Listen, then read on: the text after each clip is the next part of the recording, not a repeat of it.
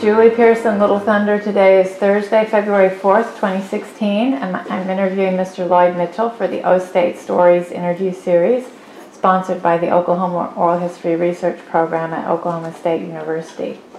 Lloyd, you received your bachelor's and master's degrees from OSU when it was still Oklahoma A&M.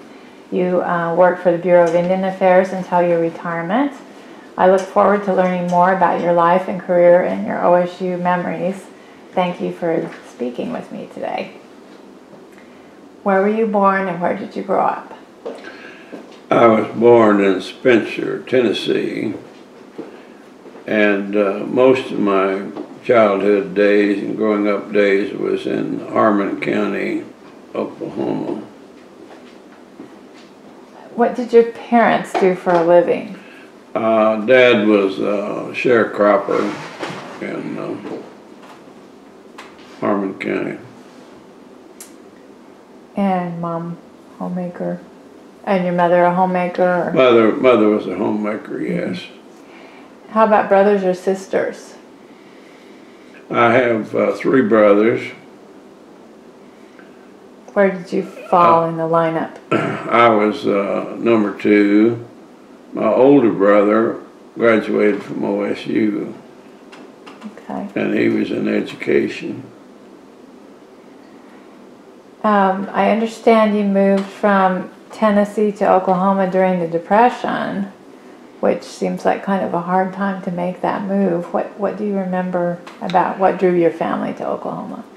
Well, Dad really moved from Tennessee to Ohio and spent 5 years there working in the Miller Rubber Company. And then in 1927, we moved to Harmon County. And then I graduated from high school there at Arnett, which is a small consolidated high school out from Hollis. Mm-hmm. So you were out in the country there? Yes, we lived out north of Hollis in the OM community.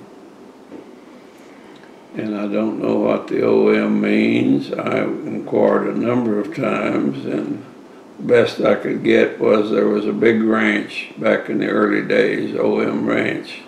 I see. What are your memories of growing up in the OM community? Well, OM was a great school, and I liked school. It was of course, had 2 or 3 classes in one room, and it was a good little grade school to go to. We had to walk to school about probably a mile and a half. We had to walk to school, and that's about. I felt like it was a good school, and that it was one that you could get a good education in. What kinds of things did you do for fun?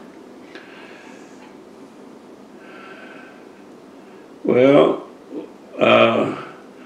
big thing I guess was hunt jackrabbits. We every boy had a dog just about. We always prided ourselves on having the fastest dog, and we'd go out hunting jackrabbits. And then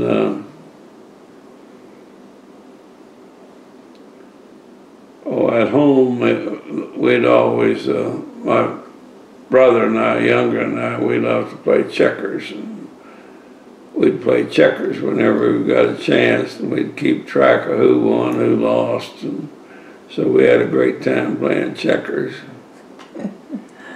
Sometimes when Dad wasn't there, we'd get out and try to ride the calves like a cowboy, pretend he was a cowboy. And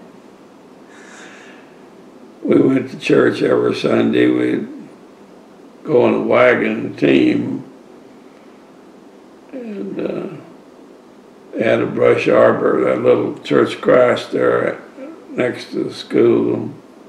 Had a brush arbor built out there. In the summertime, we'd have they'd have what they call protracted meetings, and the yard would be filled with horses and teams and wagons. And I remember those clearly. So didn't have no television, didn't have no radio. Most of the time didn't have a car. Once in a while we'd have an old car. It broke down most of the time. Well, you mentioned that you felt you got a pretty good education in Hollis. What was your favorite subject? I guess thinking back on it, history was probably my favorite subject. I was real good at spelling. I'd go every year, we'd have a county contest for arithmetic and spelling, and even at OM I would represent my grade in spelling. And once or twice I did in arithmetic, but there's another boy that consistently beat me in arithmetic.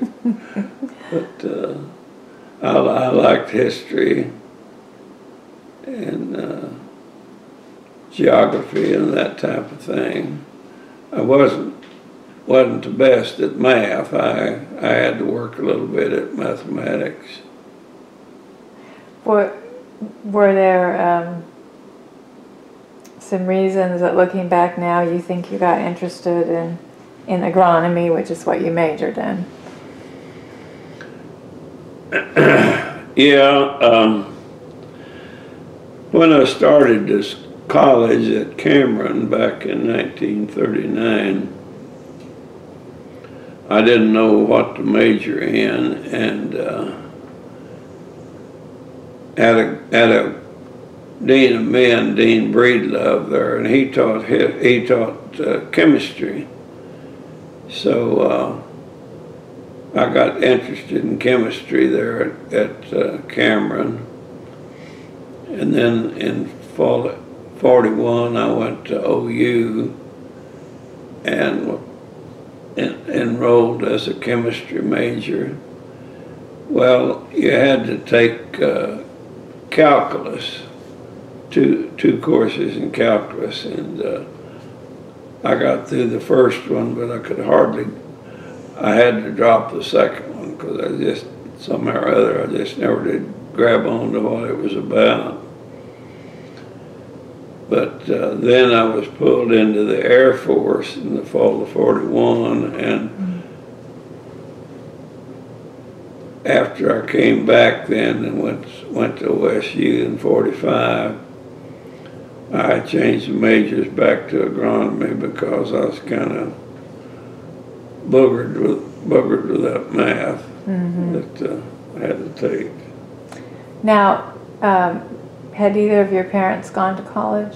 Beg pardon? Had your parents gone to college? Yeah, they have. Dad went to Burritt College in Spencer.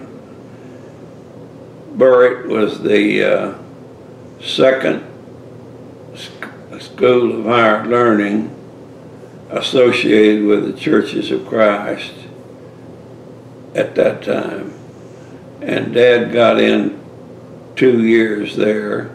It was probably, that was the highest it went, kind of what we'd call a junior college. Mother, I'm not sure, she must have got through high school because she taught school some, so I assume that she got through high school. Was it easy for you to go to Cameron? What did you do after high school before that move to Cameron College? Well, I graduated in 1937,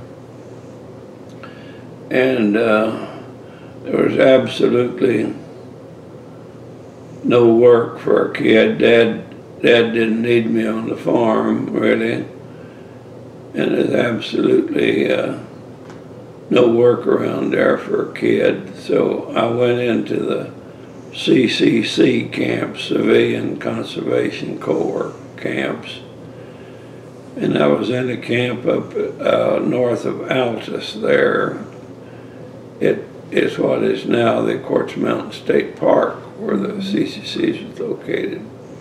And I spent a year and a half there. And I remember I was what they call the assistant camp engineer, which wasn't anything detailed or hard about. I just drug a chain and held a rod for the engineer. It was raining one day, and we were in the engineering building, and he said, Mitchell, did you ever think about going to college?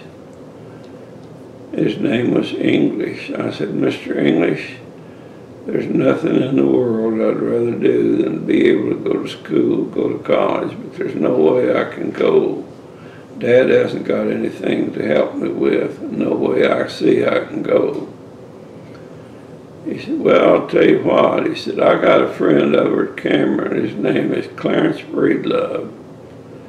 And I'll write Clarence about you and see what he says. So Mr. Breedlove Mr. English got a note back from Clarence Breedlove that said, yes, said, send him up. Says, we'll find a way. Says, we can give him half room board. Half room board was $9. Wow. And so, this was in January of '39, mid-semester. I remember very well, woke up that morning and there was a cold norther blowing, and it was cold and windy, and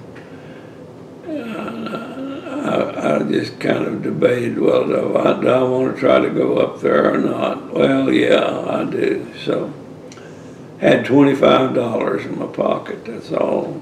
Dad had spent, and I didn't regret it at all. They sent $25 a month to your parents, and he had to spend it for living, which is fine with me, but he had $25.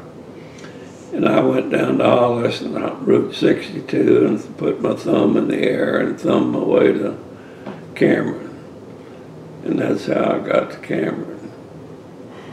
Well, after a stint at Cameron and OU, then you end up at OSU. Well, I spent 2.5 years. I spent that semester, and then I graduated at midterm, but I stayed on for another semester. I spent 2.5 years. And then I wanted to go on, and of course still didn't have any money to go on with, but I wrote every school in the state. I wrote to OSU, I wrote to OU, I wrote to Goodwill, which is affiliated with OSU, and didn't get any first didn't get any chances.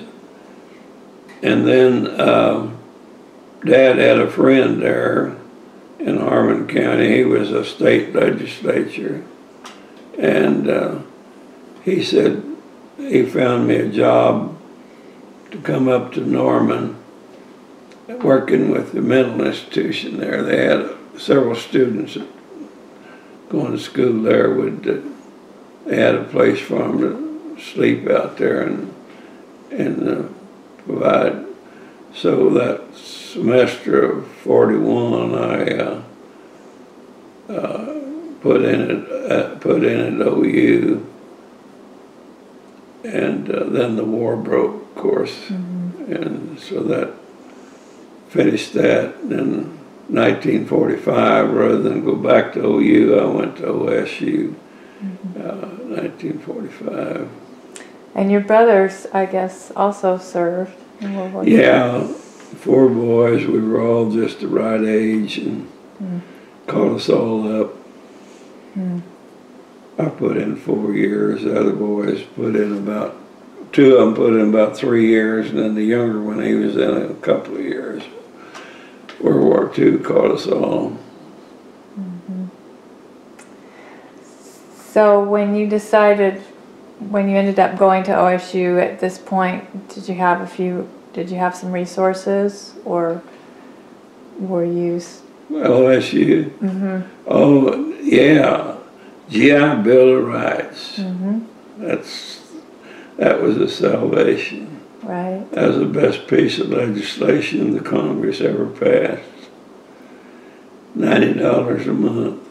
Of course, then I had a wife and 2 children, so I had to work at anything else I could find. When did you meet your wife, your first wife? I met the wife down at Cameron there, and she started in September of '79, and so it wasn't long after that till her and I dated in all through, and then we married in 1942 in San Antonio. Okay, so when you entered OSU, had you already decided you were going to major in agronomy? Well, I was a farm boy, and I thought everybody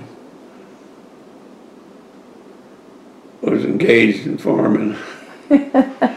And I knew a little bit about farming, not too much. And so that's why I switched from chemistry over to agronomy. And I liked agronomy. It was interesting, and I really enjoyed it. Were there a couple of professors who stood out for you? Yeah.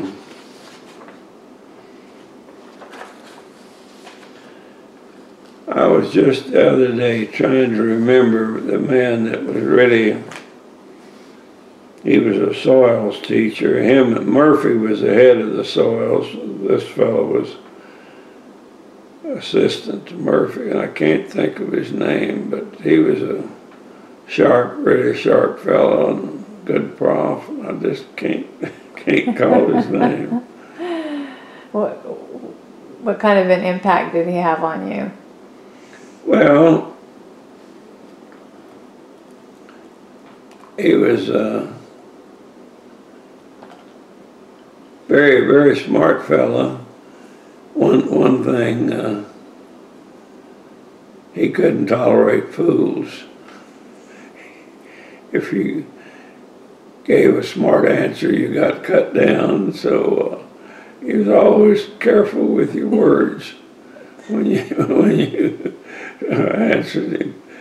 But he was good. He was a good man, good to his students, but he required a lot of you, and he made you want to study, made you want to learn. What was the environment on campus like outside of your major? That year I started was a chaos in 45. You had all these veterans flocking in. A lot of veterans coming in, trying to find a place to live. And the campus and the town weren't prepared for those numbers. No, the numbers were terrific in the fall of 45. They got a lot of Quonset huts what the military didn't need anymore, and they called it the Hill, and the vets lived out there on the hill. I was a little more fortunate. I was flying B-25s up at Enid when the war quit, and I made a quick break down to Stillwater to find a place to live, and I found a little two-bedroom house. It backed up against the railroad tracks. Can't think of the name of the streets, but it's kind of in the northeast part of the campus. And paid $20 a month for it. Well, I could foresee the rents booming. And so I gave her a year, paid her a year's rent in advance so I could cinch that $20 a month down. She moaned and groaned about it. Oh, when that's up, I'll fix you. I just grinned because I knew I'd be out of there by then. That was smart. How about transportation, etc.? The what? How about transportation? Were you walking to school then from the house? Were you walking from walking and riding a bike mainly. Mm-hmm. Yeah, back and forth, yeah. Did you work at all while you were studying, or everything? Yeah. I worked at anything I could find. I mopped floors, I washed windows, I mowed lawns. Anything I could find to make an extra dollar, I worked at, because wife and two kids, the $90 went away, but it didn't go all the way. Right. So I was just doing, little pickup jobs like that. Mm-hmm. What do you recall about any campus tradition?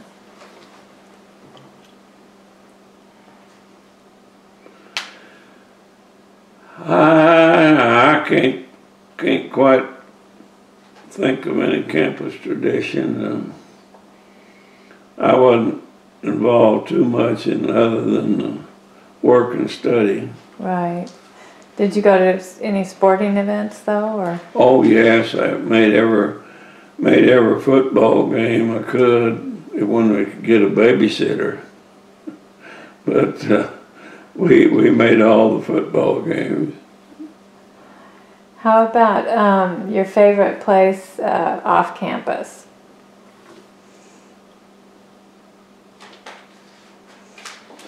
Well, of course, wife and I went to church there all the time, and I loved going to church and associating with the young people there. But as far as any other eating place, anything like that, we didn't have anything. We didn't eat out much. Right. So, did you have a favorite place on campus to study or hang out? Not really. The library was overcrowded. I remember people standing everywhere reading and couldn't find a place to sit down. And of course, once in a while they didn't have a student union. They had a small house-like thing. I forget what they called it, but once in a while I'd go there. And you and your wife didn't go to any of the dances there? Dances? Yeah. No. Okay. Probably not much time to hang out with friends either. No, most of the friends you had was kids that went to church. We went to Church of Christ there, and kids that went to church there, they'd have things, associated with the church we'd go to. That's the main place we went to. Did your parents come see you while you were in school? No, they didn't. They didn't have any way to come. They never did come while I was in school. Not that they wouldn't have liked to, but just beyond their doing. Were you able to go home, you and your family, for vacations? While I was in school, yeah, we had an old car. My wife, Dad had an old 36 Buick he sold us, and it ran most of the time. And so we'd visit with the folks. Do you remember homecoming at all, or any parades? Oh, we would go to them, but I didn't participate. Right. And do you have any memories of Gallagher or Iba?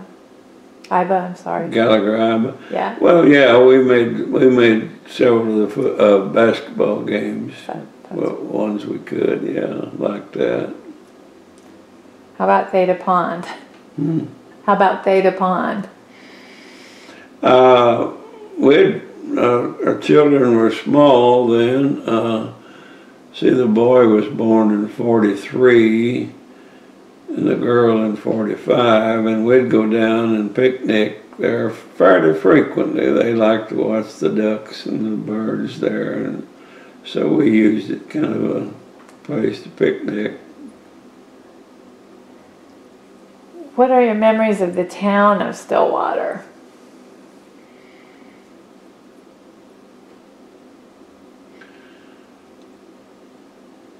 I don't have any particular memories, good or bad, really, about Stillwater. We didn't, of course, we didn't have enough money, you know. We didn't shop much there. And I didn't form an opinion whether good or bad.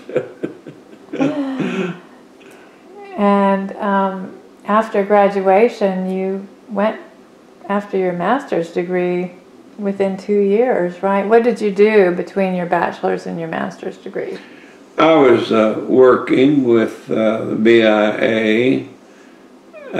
We moved to Shawnee. They had a house for us to move into, and that was probably the reason I took that job over any other. Had a nice 3-bedroom home, so we moved to Shawnee, and we stayed there, and I continued working on my master's degree then. Well, I was going to ask how you got your job with the BIA. How did you end up working for the BIA? Well, they had, I guess they had recruiters, 1 or 2 recruiters to recruit students. And I'll brag a little bit. I was a good student. I belonged to Alpha Zeta, which is the honorary institution for agricultural students. And I also was a Phi Kappa Phi graduating. And I think that kind of helped me to get a job. And they showed up on campus. And Soil Conservation Service had offered me a job too, but BIA had this house, and that tipped the scales for me. Right. Well, how did you like Shawnee? It was fine. It was a nice town. We made lots of friends there. It was a nice town. So, as you know, the BIA has this kind of complex and contentious history, and in 1947 it had just sort of gotten that name, Bureau of Indian Affairs. I'm wondering about some of the changes you may have seen while you were working there, and perhaps explain what you did also. You mean while I worked for them? Or? Yes. Well, yeah, there was a big change, I thought. When I started working for the BIA, they would pick the best people they could find to work for them, irregardless of whether they were Indian or white. And it was merit. You got your job by merit, and you kept your job by merit. And gradually, and it kept going, they started employing more Indian people, which was all right. There was nothing wrong with that if they could match their white opponent. But it got so that the only people they were employing were Indians, and they would necessarily they gave more credit to them being Indian than they did to the qualifications of the job. And the white person, which was me, of course, it didn't hurt me because I'd already went on up the ladder. But going in, it would keep good white boys and girls from going in. And I can see the merits to that, see the reasoning for that, but it changed a lot. That's one reason I quit early. I got, they had a RIF, a RIF in 50, let's see, when was that RIF? 73, I guess. 73, they had a reduction in force. And so I got out early. In 73. And what did you do at the BIA? What did I do? Mm-hmm. I was chief land appraiser, both at Darko and at Albuquerque. Had several appraisers working under me, and I explained a while ago, you know, any transaction dealing with Indian land required an appraisal. Right. And you also worked in South Dakota for a while. So yeah, first I worked 5 years before I went into the BIA as a soil scientist and stayed as a soil scientist about 5 years. And most of that time was in South Dakota. And then in 55, I had a chance to switch over to real estate appraisals. And that's when I made the switch. Mm-hmm. Spent about 20 years as an appraiser and about, I don't know, 25 years as an appraiser, I guess, and the other 4 or 5 as a soil scientist. Did you enjoy living in Albuquerque? Yes, very much. Albuquerque was a nice town. Really did enjoy it. When I retired in '73, we debated about staying there and retiring, living there. Most of our children, grandchildren live in Oklahoma, and that tipped it. We said, well, we'll go where we can be. And then they all left. Like a flock of quail, they were gone. I've got one. When you moved back to Oklahoma? Yeah, I got one granddaughter lives here now. Well, what were some of your best memories of your work with the Bureau of Indian Affairs?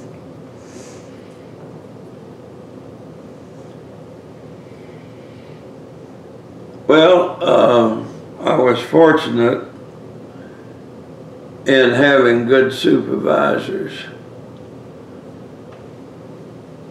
When I look back on it, I had very good supervisors.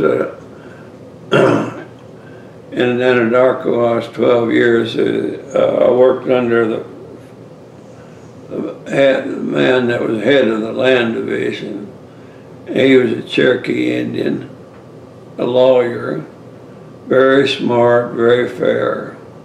I really enjoyed working under him. And at Aberdeen, I had another man. So it was, I guess, the quality of my supervisors was probably the one thing I appreciated more than anything else. I guess after you retired, then you began working as an independent appraiser? I did, yeah. I worked till, I guess I was about 88 or 89 when I quit.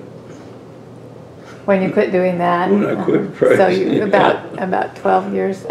So were you just consulting, or were you working for, I guess you were consulting?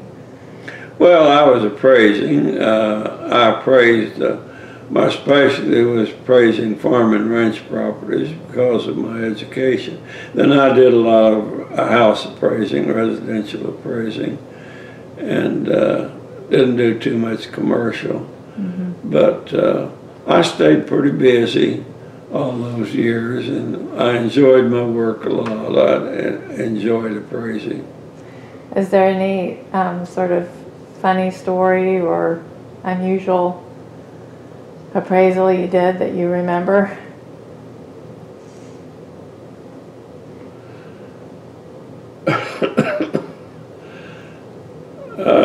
Well, yeah, I did some that, I remember one that was particularly enjoyable, and when I was at Darko, over in Shawnee, there were two tribes that owned land jointly. The Potawatomis and maybe the absentee Shawnee. I forget, but they out south of town where the agency were, they had a hospital out there for a long time. But they owned quite a bit of land and owned that hospital property, and they wanted to divide it so that it wasn't joint ownership. And so I had to appraise the whole property and then make a division of it that would turn out to where each tribe got approximately the same values. And then I had to go to Washington to testify up there about the appraisal. And I took advantage. I took my whole family with me, and we made a vacation out of it.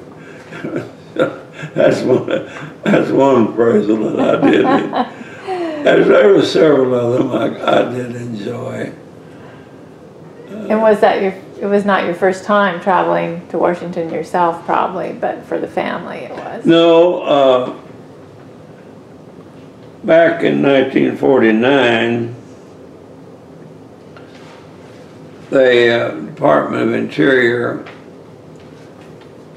was selecting young men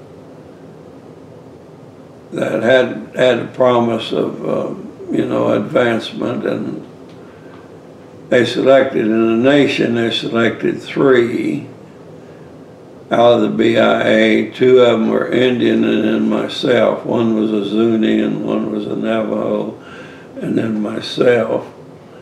And we 3 then were selected to go to Washington and spend several months there in training. And so wife and I moved in 49, I guess it was. We moved to Washington for a few months. That was enjoyable. Then we had 3 children.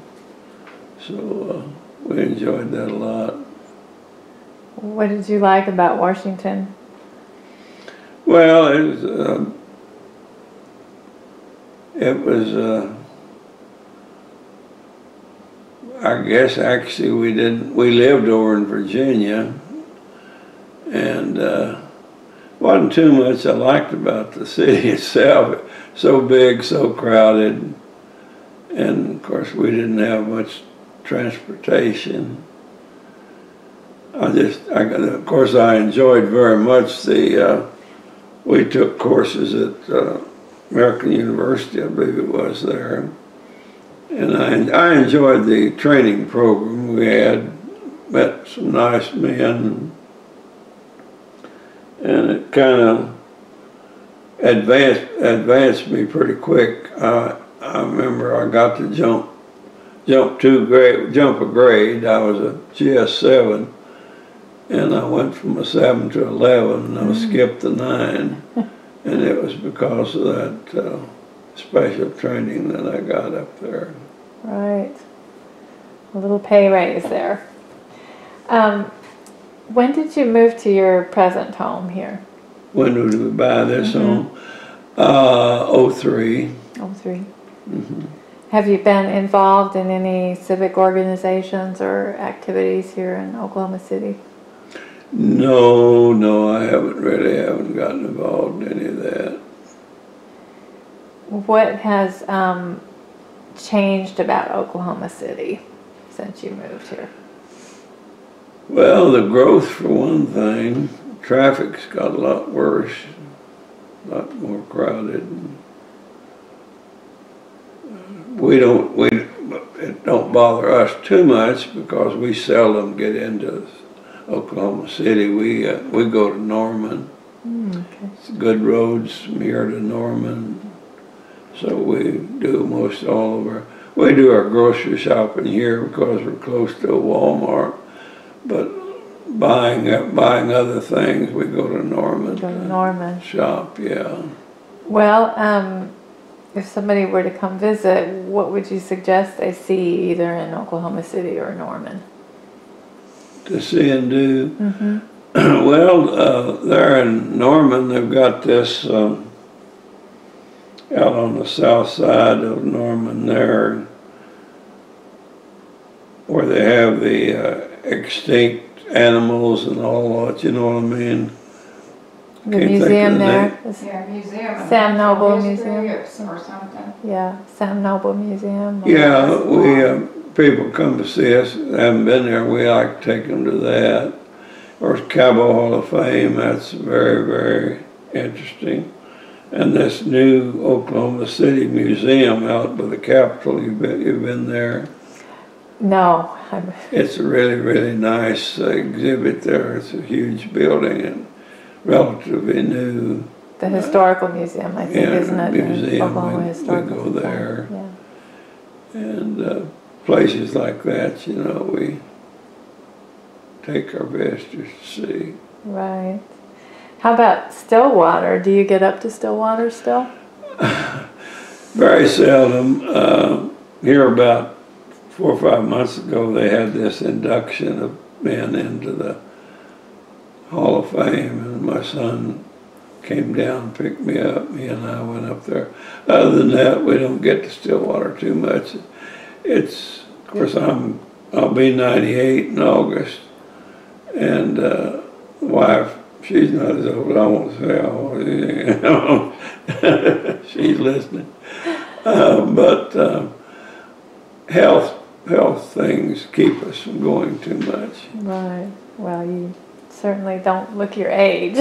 Well, and somebody, your son was the one inducted, right? Yeah. Do you want to tell us a little bit about him and if any other of your children attended OSU because he went to OSU? Well, I had some nieces and nephews that went to OSU. Well, David's kids went to OSU. Huh? David's kids went to This OSU. is Nancy talking. David? David's kids went to OSU. Oh, Your yeah. Well, yeah, grandchildren, that's my nieces and nephews. Okay. They His went to grandchildren. OSU. He had 2 grandchildren graduate from OSU. Okay. Yeah, that's right. Okay. You're right. I'm wrong.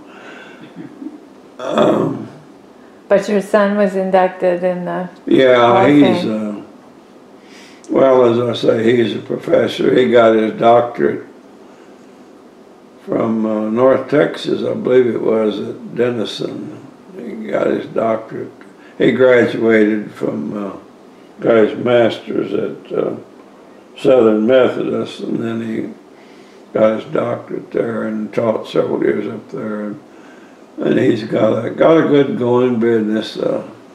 As I say, it's highly computerized, and I can't tell you what he does. His son now, he's pretty much retired. His son's taken over the business and doing well at it.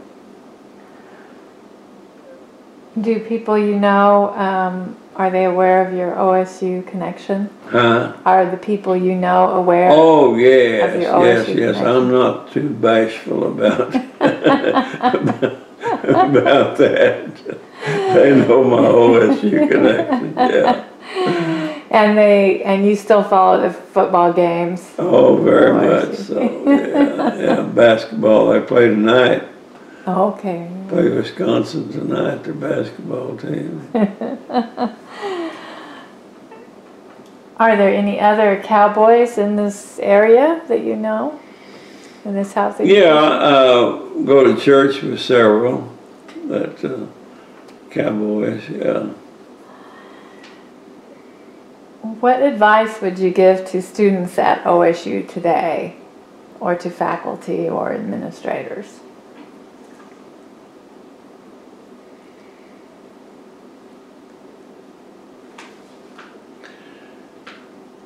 I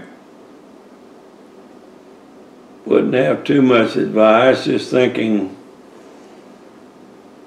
a little more personal. One of the students ought to major in something in which he can get a job. He ought to look into it. Does our economy need people like this? I'm thinking of people like one of our wife's grandsons. He's taking drama. What's he going to do when he gets a degree in drama? You know, and other things. So that would be one thing, to choose which avenue, which field you're going to get in. You or your parents should do some looking into, is there a demand for it? And no advice for the faculty, though, or administrators? No, none of that. I don't know any of the faculty, long gone, the people I knew. It seems many OSU alumni are loyal to the school. What do you think it is about OSU that sparks such loyalty?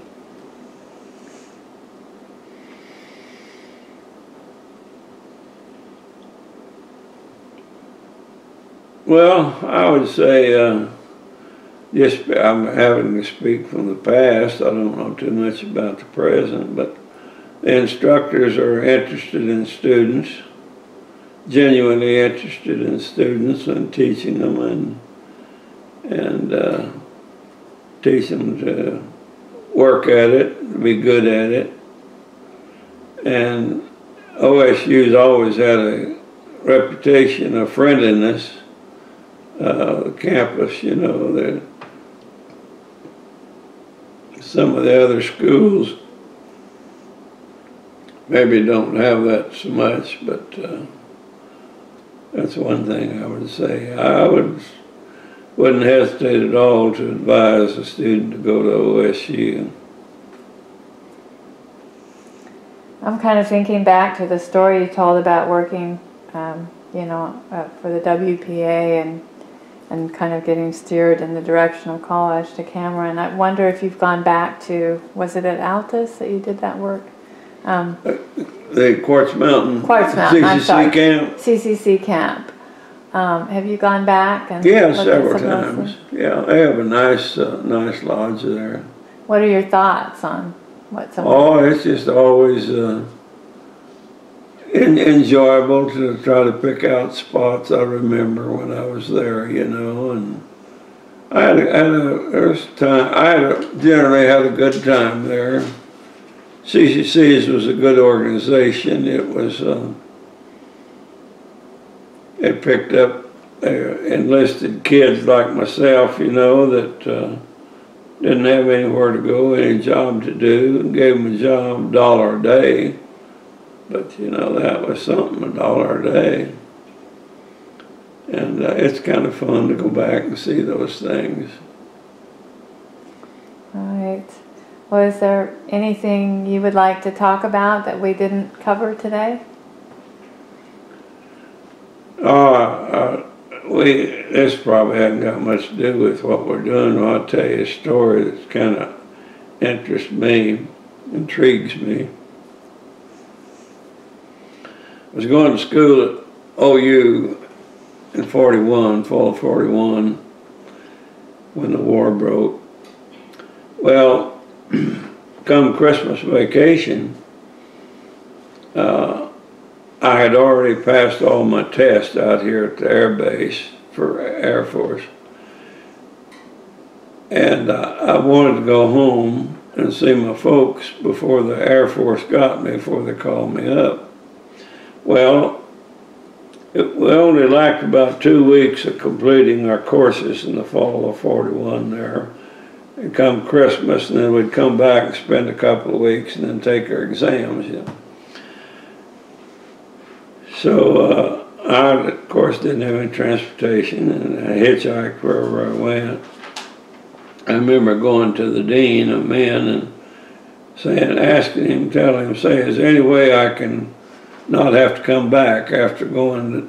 I'd like to go spend a little time with my folks. I've already passed my exams and I'm going to be called up shortly. He said, well, maybe, he said, tell you what, I said, take this slip of paper, go to your instructors, get them to put the grades you got at the present time, and that will be the grade that you get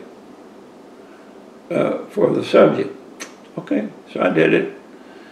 I was taking some hard courses, taking chemistry, German, physics, taking some hard courses. So I did it and got them signed up and went back. And shortly in January or February, they called me and I went off into the Air Force. 2 or 3 months later, I got a notice from the school.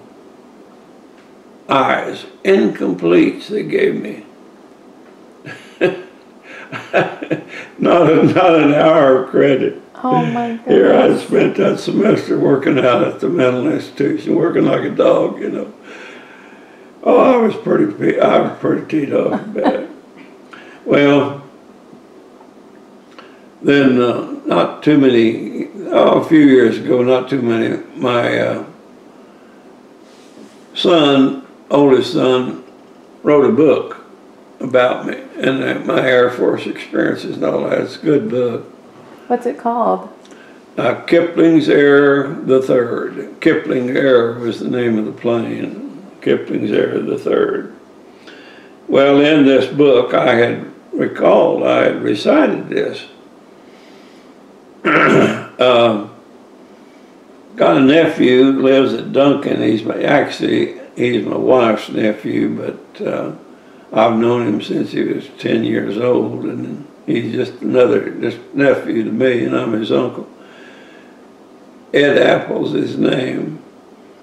Well, Ed, he was on the Corporation Commission here for a while, and he's a politician there in Duncan. He read this book. He said in that story, he said, Uncle Lloyd, he said, they did you dirty. I said, absolutely. He said, I'll write David about it. It's David and Ed. I'll write David about it. And this is David Bourne. David Bourne. Right. So he wrote David Bourne about it. Well, David Bourne said, Ed, I'll look into it. He looked into it. Sure enough, it was like I said. So they